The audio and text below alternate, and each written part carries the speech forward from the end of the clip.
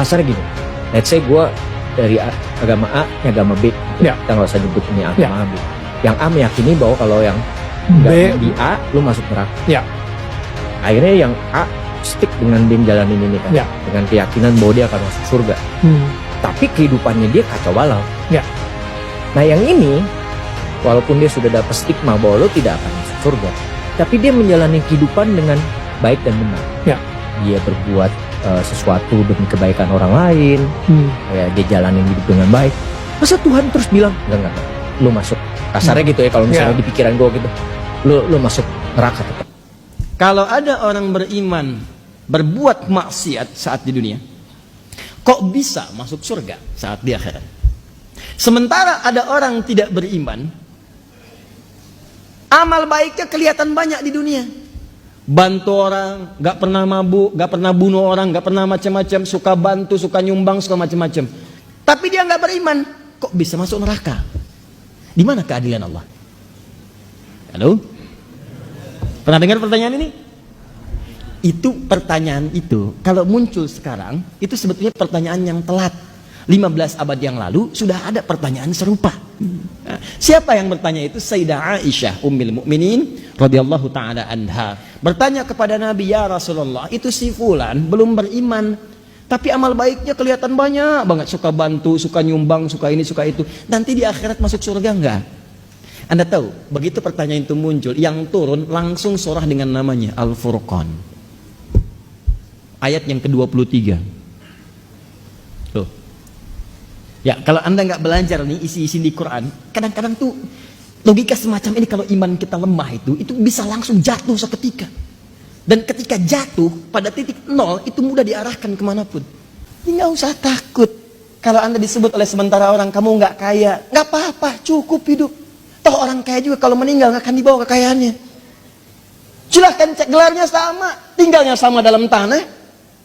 Nggak percaya silahkan, dia meninggal, antum meninggal, sama aja. Nggak ada orang dikuburkan dengan mobilnya, dikuburkan dengan handphonenya, dengan rumahnya, dengan kebanggaannya, nggak ada. Kenapa? Karena yang dibawa ketika dia pulang ke tempat lain bukan bekal dunianya, ini habis, tinggal. Apa yang dibawa ke akhirat? Yang dibawa itu bekal amal akhirat, bukan dunia. Jadi tidak adil kalau ada orang ke akhirat bawa bekal dunia, itu nggak adil. Yang adil itu siapkan bekal akhirat. Begitu kamu ingin ke sana, bawa bekal itu. Jelas? Nah sekarang persoalannya, apa bekal akhirat itu? Bekal akhirat itu cuma 2. Kalau ingin masuk surga, 2 bekalnya. 1 iman, kedua amal soleh. Iman plus amal soleh. Nih, gini caranya. Saya ulang. 1 iman, 2 apa? Amal soleh. Buka Quran surah kedua, Al-Baqarah ayat 25. Paling kanan sebelah atas. Wabashiril ladzina amanu, iman, wa amilus salihati, amal saleh, anna lahum jannatin tajri min tahtihal anhar. Maka orang yang punya iman dan membuktikan imannya dengan amal saleh itu, kami akan jamin muaranya dengan surga, dengan segala keindahannya. Sungai-sungai mengalir di bawahnya dengan segala ragam dan jenisnya. Ada air susu, ada macam-macam, ada madu dan sebagainya. Maka kalau Anda ingin masuk ke surga, bekalnya cuma 2. 1 apa? Iman. Kedua apa? Amal soleh. Ini bekalnya. Pertama iman, diberikan bekal semua.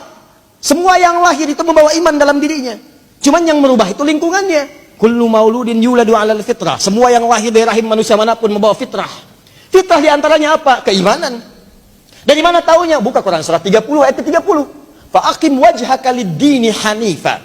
Hadapkan dirimu kepada din yang sesungguhnya, yang lurus, yang benar. Apa itu din? Islam. Tahu dari mana? Quran surah ketiga ayat 19. Inna dina indallahil Islam. Teruskan ayat yang tadi. Fa'akim wajhaka lid-dini hanifa. Din Islam. Fitratallahi allati fataran nasa 'alaiha. Itulah fitrah yang Allah berikan pada setiap manusia. Dia orang itu semua lahir ada fitrah. Fitrahnya itu beriman.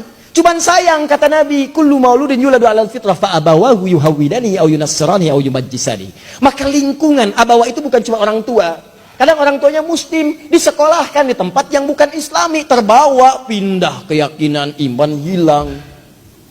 Itu jadi masalah. Gaul di tempat orang yang tidak beriman, ke bawah. Ngobrol, diskusi, ke bawah. Pindah, hilang keimanan. Itu bekal iman tidak ada, tinggal amal soleh. Apa bentuknya amal soleh? Nih, banyak. Setiap kegiatan kita berpeluang jadi amal soleh kalau dilakukan dengan iman. Contoh, mau duduk? Bismillah. Begitu saya duduk, itu kalimat bismillah ya, itu yang menjadikan duduk saya mendapatkan pahala. Itu yang disebut dengan amal soleh. Nah, yang jadi persoalan, yang tadi itu yang pengen ke surga, dia berhasil dengan aspek yang lain, buat baik. Cuman dia nggak punya iman. Iman itu yang menjadikan amal jadi soleh. Kalau nggak ada iman, amalnya tidak disebut soleh. Amal aja. Amal itu dibagi 3. 1 amal soleh, 2 amal salah, 3 amal aja. Apa itu? Amal adi namanya, adi aja, amal rutinitas. Baik dipandang baik oleh semua orang baik. Kalau soleh itu amalan yang dipandang baik oleh Allah, itu soleh. Makanya istilah soleh itu istilah dalam Islam, istilah dalam Quran. Ada di Quran surah ke-7 ayat 189. La in ataitana solihah lanakunanna minasyakirin. Takwa istilah Quran, iman istilah Quran. Tidak ditemukan dalam hal-hal yang lain. Itu istilah Quran itu. Istilah Quran. Di ketika Anda mengatakan teman-teman, amal soleh amal yang diridhoi oleh Allah. Kapan amal diridhoi oleh Allah? Ketika ada iman dalam mengerjakannya. Anda pun sholat kalau nggak pakai iman kelihatannya ibadah, tapi Allah nggak ridho, nggak jadi amal soleh. Bahkan disebut celaka. Fawailul lil musallin, celaka orang sholat. Yang sholat aja bisa celaka, apalagi yang nggak sholat. Itu kesimpulannya. Apakah semua orang sholat celaka? Tidak. Alladzina hum an sholatihim sahun, alladzina hum yuraun. Karena nggak ada iman, dia nggak pengen dilihat Allah, pengen dilihat oleh orang lain. Infak tanpa iman gagal, habis amalannya. Ambil ditelan bah. Infak Anda, Masya Allah 1 miliar, bikin kemudian pamflet dari Sabang sampai Merauke, bikin semua. Begitu dikerjakan batal amalan, habis. Quran surah kedua ayat 264. Ya ayyuhalladzina amanu tubtilu shadaqatikum bil manni wal adha kalladzi yunfiqu malahu ria'an nas. Habis semua. Nah, teman kita ini dia lulus pada ujian yang lain tapi tidak lulus dalam aspek keimanan. Sehingga amalnya tidak menjadi amal soleh, hanya amalan rutinitas saja. Saya ingin tanya pada Anda, kalau Anda ikut ujian, kualifikasinya mesti lulus misalnya di 3 bidang. 1 tidak lulus, maka Anda tidak masuk. 1, awas, nilai Anda tidak terpenuhi, maka Anda tidak lulus. Nah, dari 3 bidang ini, Anda 1, 2 gagal, 1 lulus. 1-nya berhasil, 2-nya gagal. Kira-kira Anda dianggap lulus tidak? Tidak. Persoalannya ini dalam urusan keduniaan dia lulus. Tapi dia tidak punya iman. Dia gagal. Dan iman tidak bisa menjadikan amal ini menjadi amal soleh. Dia gagal. Dia gagal di 2 ujian, walaupun berhasil di 1 hal. Tapi sifat keadilan Allah ini yang paling dahsyat.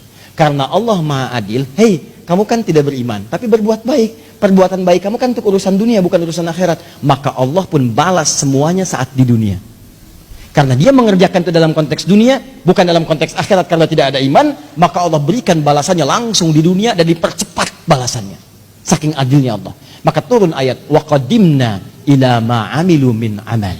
Quran surah ke-25 ayat 23. Kalau ada orang tidak beriman banyak mengerjakan kebaikan, dan karena tidak ada iman berarti kebaikannya urusan dunia, maka Allah pun balas dengan balasan dunia. Kata Allah, wa qadimna ila ma amilu min amalin faj'alnahu haba'an manthura.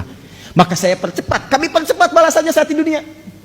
Jadi kalau ada yang tidak beriman, misal orang tidak beriman, kemudian berbuat baik, suka nyumbang, suka ini, suka ini, maka akan dibalas. Ada apresiasi, bisnisnya mudah, lancar, orang senang, bahkan ada yang mendoakan supaya dapat hidayah. Cuman kan bergantung dia mau ngambil atau enggak.